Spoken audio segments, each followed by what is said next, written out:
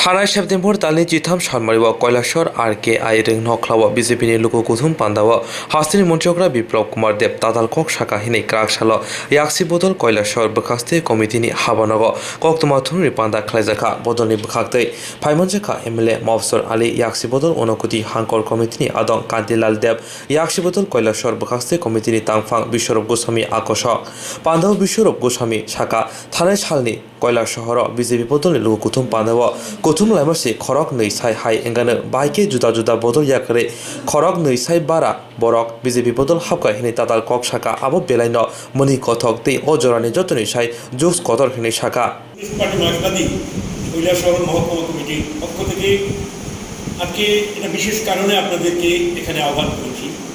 আপনারা জানেন যে গতকালকে আরকেআই ময়দানে শাসক দলের সেখানে একটা সমাবেশ হয়।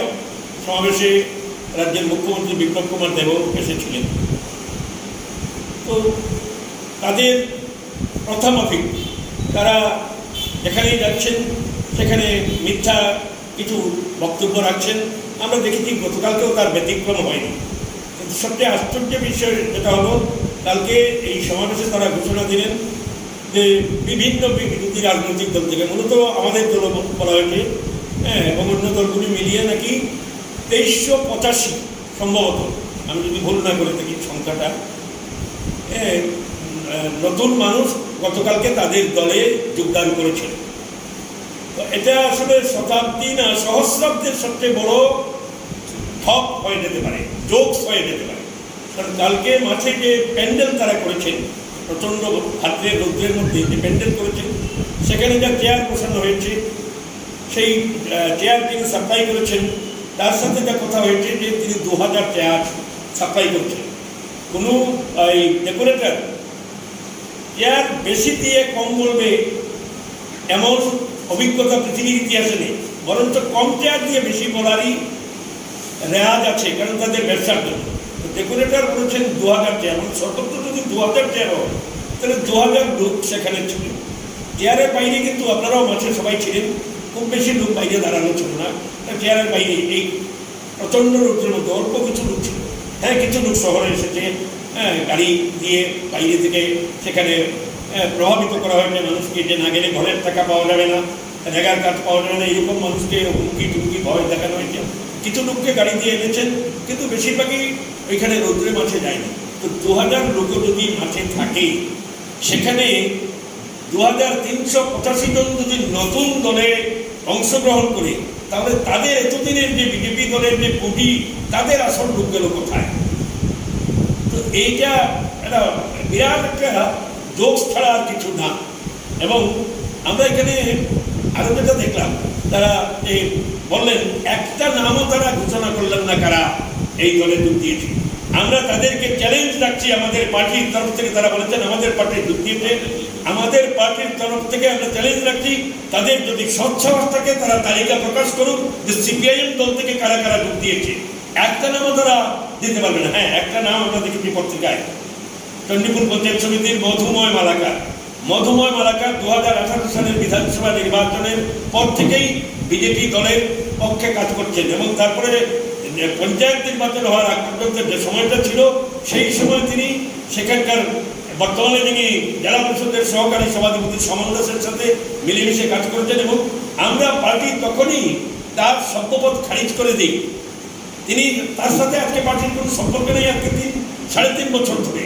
ওই মধুময় মালাকার ছাড়া আর কোনো নাম তারা বলতে পারবেন না। যে মধুময় মালাকার না বলবেন, এটাও 3.5 বছর ধরে আমরা আমাদের পার্টির সাথে তার সম্পর্ক নেই, আমরা তার সম্পদ খারিজ করে দিই। কত সালে খারিজ করা হয়েছে? এই তো 2018 সালে। কক্তমাথুমির পান্ডাও এমএলএ মফসর আলী হাস্তিনি মন্ত্রিগ্রা বিপ্লব কুমার দেবন তাতাল কক সানাই তে জুমলাবাজি হিনে কক শাখা দীর্ঘ প্রায় 15 দিন, এই মাসের শেষ দিক, গত মাসের শেষ দিক থেকে শুনছিলাম রাজ্যের মাননীয় মুখ্যমন্ত্রী কৈলাসরে সমাবেশ করবেন। আমাদের ধারণা ছিল হয়তো আরও বেশি বেশি লোক এখানের মধ্যে যাবেন। কৈলাসরের দুটো বিধানসভা এলাকার বাইরে থেকেও আরও কিছু লোক এখানে এসছেন, কিন্তু এই দুটো কৈলাসর বিধানসভা এলাকার মধ্যেও প্রায় 90 থেকে 95 হাজার ভোটার রয়েছেন এখানের মধ্যে। এখানে মাঠে যে 2 থেকে 2.5 হাজার মানুষ হয়েছে, 20% মানুষকে তারা অংশগ্রহণ করাতে পারে। সার্বিকভাবে যে উন্নয়ন যাত্রার নাম করে যে সমাবেশটা তারা করলেন, তাদের এই বক্তব্যটাকে সাধারণ অংশের মানুষ, এমনকি যারা বিজেপি করেন তারাও কিন্তু সেটাকে প্রত্যাখ্যান করেছেন। যদি প্রত্যাখ্যান না করতেন তাহলে আর কে মানবচে পড়ার কথা, একটা কোণার মধ্যে সেখানে সমাবেশ করার কথা না। দ্বিতীয় বক্তব্য হচ্ছে, এখানে বিভিন্ন নেতৃত্বরা বলেছেন যে কৈলাসহর সারা রাজ্যের মধ্যে উন্নয়নের জোয়ার বইছে। তো আমি আপনাদেরকে বলছি, আপনাদের মধ্যে দিয়ে কৈলাসহরের সমস্ত অংশের মানুষ, রাজ্যের মানুষের কাছে এই বিষয়টা বলতে চাই যে আমাদের ঘুম থেকে উঠে দু চোখে আমরা যা দেখি, এই দু চোখে যা দেখি তার মধ্য থেকে আমাদের যে উপলব্ধি, আপনি কৈলাসহরের যে কোনো কর্নারে দাঁড়িয়ে আপনি যদি দেখেন, যেদিকে তাকাবেন এটা উন্নয়ন যদি হয়, সেটা হচ্ছে বিগত সরকারের সময়েরই কাজ। এই সরকার আসার পরে বড় কি কাজটা আমাদের কৈলাসহর মহকুমার মধ্যে রাজ্য সরকারের তরফ থেকে হয়েছে, কি কাজটা হয়েছে, প্রায় 42-43 মাস সময় হয়েছে। এই কাজটা আমরা ইতিমধ্যে কমপ্লিট করেছি, আমাদের উদ্যোগে দেখাতে পারবেন। রাজ্য সরকারের কথা বলছেন, এটা তো সেন্ট্রাল গভর্নমেন্টের কাজ, স্টেট গভর্নমেন্টের কী কাজ সেখানের মধ্যে আছে। আমাদের কৈলাসহর সন্তোষ সোনামরার যে ব্রিজ, গত 2017 সালের ডিসেম্বর মাসে রাজ্যের তৎকালীন সরকার এনেছে, নাবার্ডের কাছে সেখানে পাঠিয়েছিল সেটাকে লোনের জন্য। সেখানে জানুয়ারি 2018 সালে নাবার্ড থেকে সেটা স্যাংশন হয়ে এসছে আর এগিয়ে প্রকল্পের মধ্যে দিয়ে। সেই কাজ টেন্ডার করতে 2 বছর 2.5 বছর সময় নেন, বিধানসভাতে আমাদেরকে সেখানে বক্তব্য রাখতে হয়, আলোচনা করতে হয়, এখনও সেই কাজ চলছে।